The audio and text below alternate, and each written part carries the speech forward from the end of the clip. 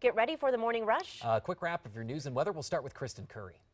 Good morning. We'll begin with our next big weather maker that moves in over the weekend. Now this morning we're dealing with fog. Later today the sunshine helps mix that out. We should be okay getting into the later half of the afternoon and warmer temperatures to match. But as we get into Christmas Eve, our next storm system moves in. It's going to bring in widespread showers and snow showers at that over northern and western New Mexico. We will keep an eye on this storm system. Sarah? Police in Italy report the main suspect in a deadly truck attack on a Berlin Christmas market has been killed in a standoff with police. The Italian Interior Minister confirming 24-year-old Anis Amri died as a result. It happened around 3 a.m. Italy time in Milan. Authorities say the shootout started when Amri pulled out a gun after two policemen asked him to show identity papers. The other officer was able to shoot Amri dead. Officials were able to link him to the Berlin attack after his ID and fingerprints were found inside the truck. Adam? We're also following breaking news out of Malta this morning. 65 of the more than 100 passengers on board a possibly hijacked Libyan plane on the tarmac have reportedly been let off. Emergency teams have that aircraft surrounded, and the Prime Minister says a negotiation team is also there. State TV reports 2 possible hijackers have hand grenades. We'll bring you updates throughout the morning. The man accused of fatally shooting a 3-year-old boy in a road rage incident is now in custody. Police say the boy was on a shopping trip with his grandmother last week in Little Rock, Arkansas, when Gary Holmes allegedly opened fire because she wasn't moving fast enough at a stop sign. Holmes surrendered to U.S. Marshals last night after his family convinced him to. A man convicted in the death of his newborn daughter is staying behind bars this morning and will not be getting another trial. Jadrian Lucero of Grants was convicted of child abuse resulting in death in 2010 after an autopsy revealed his daughter died of brain injuries while in his care. He was sentenced to life in prison. Lucero claimed that he got an unfair trial, but the Supreme Court rejected those claims. The UN has temporarily postponed a vote condemning Israeli settlements amid pressure from Israel and President-elect Donald Trump. Mr. Trump publicly called for the resolution to be vetoed, even though President Obama was prepared to let it go through. The president-elect also put out a controversial tweet saying the U.S. should expand its nuclear capabilities. Kristen? The Sunport is dealing with some delays this morning due to some dense fog. At this point, it doesn't look like any of the flights are taking off just yet.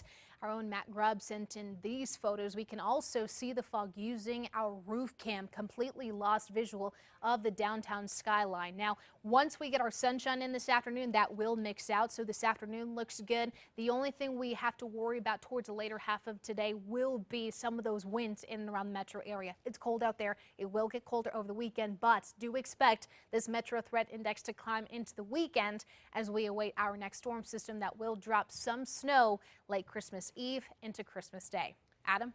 A Santa Fe man caught on camera shoving a police officer down a stairwell during an anti-Trump rally is no longer facing a felony charge. The DA's office says they didn't have a felony case against Sergio Mutterpearl. Police say he ran from officers on the Santa Fe Plaza. The New Mexican reports prosecutors offered Mutterpearl a deal to drop the felony charge if he pleaded guilty to a misdemeanor battery charge, but he turned it down. Curry County officials say they need to find millions of dollars to complete jail renovations. The county planned to add a 45-bed facility to its adult detention center in Clovis as part of a $10 million expansion. But to stay up to code, the county might have to close it down an annex that houses 52 inmates. 2 California women are locked up today after state police allegedly found them with 148 pounds of pot. Wednesday night, officers say they pulled over 27-year-old Shaquille Phipps and 24-year-old Sherry Ann Malabanan for allegedly speeding on I-40 near the Route 66 casino.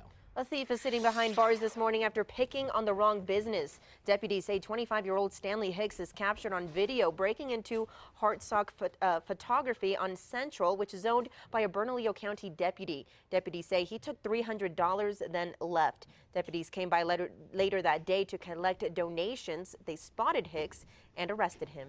Let's get a look at the traffic situation. It's morning, 6:53. A lot of people will be heading out for what could be the last day of work for the week. We do have some fog out there, as Kristen's been saying all morning long, and that may be slowing traffic.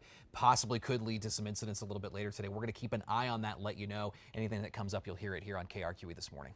Fiat Chrysler is recalling nearly 50,000 small SUVs worldwide because the engines could stall while being driven. The recall covers the Dodge Journey and Jeep Compass and Patriot from the 2016 model year. The company says a sensor connector in the engine can malfunction, and that can cause the SUVs to either stall or fail to start. Self-driving Uber cars are now in Arizona this morning. The ride-hailing service sent a fleet of vehicles there yesterday with a warm welcome from the state's governor.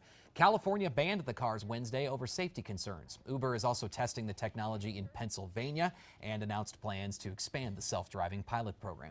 Travelandleisure.com ranked the top locally made gifts in each state, including New Mexico. They recommended Atapino liquor. It's made by Santa Fe Spirits by soaking local pinon nuts in Silver Coyote Silver Malt White Whiskey for 2 months. It'll set you back $30 a bottle. To see the full list of locally made gifts from each state, go to KRQE News app. Tomorrow, the New Mexico Steam Locomotive and Railroad Historical Society is inviting the public to see a true landmark, a steam locomotive they've been restoring for the past 14 years. The group says it's been repairing the boiler, brakes, and the cab, and they say soon you may be able to see it travel from town to town. The event's being held at the Railroad Historical Society. That's on 8th Street, just south of I-40. Now, Christmas is just 2 days away, but one Albuquerque boy is already looking ahead to next Wednesday. This is 2-year-old Zion. He waits for the trash day when the recycle man rolls up in the big blue truck. Now, the usual driver was out when this video was shot because he was sick, but Zion gave the substitute driver a Christmas gift, and he's waiting for his normal driver to give him his gift. So cute, though. Yeah. All right, it's time now for the 5 facts. We'll start with number 5. There's expected to be a long line at local restaurants today as families gear up for New Mexico holiday traditions. La Mexicana Tortilla Company says it sells about 3,000 pounds of masa per day this month. They also sell lots of tamales, corn for pozole, and when it comes to dessert, Golden Crown Panaderia is busy baking 1,000 dozen bizcochitos per day. That's incredible. So many. It's a lot. At number 4, in just over 24 hours, Old Town Albuquerque will be filled with luminarias. First United Methodist Church is just one of many organizations making the ones you see around Old Town and the country club area on Christmas Eve as a fundraiser. Churchgoers have been putting the lanterns together since September with the help of Boy Scouts. At number 3, a letter that Governor Susana Martinez says she didn't write is getting a lot of attention this morning. It praises Obamacare. A spokesperson for the governor says she would not have signed the document because she wants Obamacare repealed.